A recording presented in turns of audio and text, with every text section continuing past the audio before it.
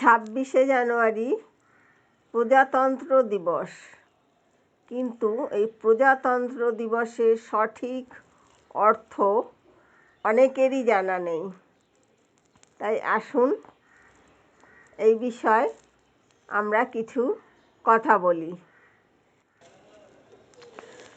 26শে জানুয়ারি তারিখটিকেই কেন ভারতে সংবিধান প্রবর্তনের দিন হিসাবে বেছে নেওয়া হয়েছিল, সেই প্রশ্নের উত্তর রয়েছে 1950-এর 2 দশক পূর্বের 26শে জানুয়ারি তারিখে। 1930 সালে এই দিনেই পূর্ণ স্বরাজ ঘোষিত হয়। 1947-এর আগে পর্যন্ত জাতীয়তাবাদীদের কাছে স্বাধীনতা দিবস ছিল এই দিনটি।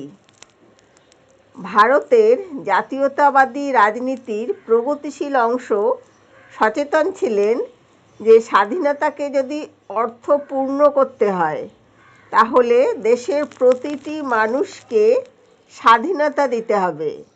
জীবিকার স্বাধীনতা, মত প্রকাশের স্বাধীনতা, মেলামেশার স্বাধীনতা এবং দেশ শাসনের স্বাধীনতা।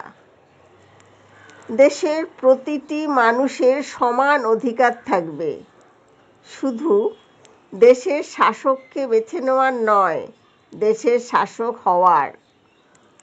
কোনো বিশেষ ক্ষমতা বলে নয়, ভারতের নাগরিক হিসাবে পরিচিতিটুকুই দেশের শাসক হওয়ার পক্ষে যথেষ্ট।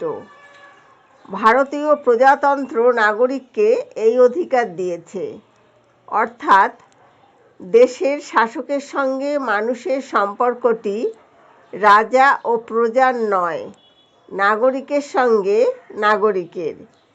সেখানে উচ্চাবচতা নেই, সমাসন রয়েছে। প্রজাতন্ত্রের ধর্ম হলো রাজাকে যদি মান পেতে হয়, তবে সবাইকে মান দিতে হবে। 1950 সালে 26শে জানুয়ারি ভারতে সবাই রাজার শাসন প্রতিষ্ঠা হয়েছিল।